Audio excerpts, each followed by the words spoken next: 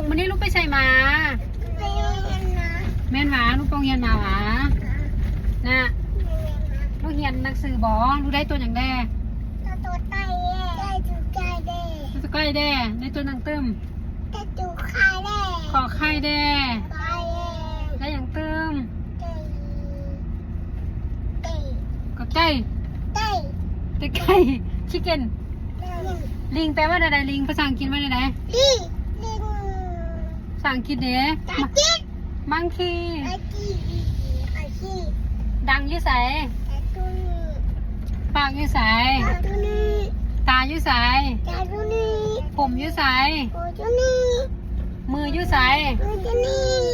ตีนอยุ่ใส ยันตัวนี้ โอ้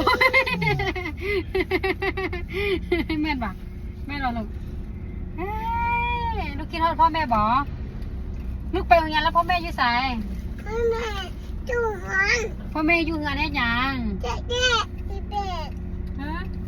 ที่เป็ดตัวนี้ พ่อแม่อยู่งานหาเงินบ่ ที่เป็ด พ่อแม่หาเงินให้ไผ เงินฮัลโหล ให้ลูกเฮ็ดหยัง ลูกไปคือขนม โอ้ลูกไปกินขนมวะลูกกินขนมหลายบ่ เนี่ยเข็บ บ่แคบ เข็บ บ่แคบแค่ไปกินคำบ่แคบ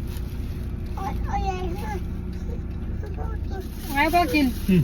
ลูกกินนี่คน ไปกินนี่ก่อน ลูกกินนี่ ลูกกินทันได้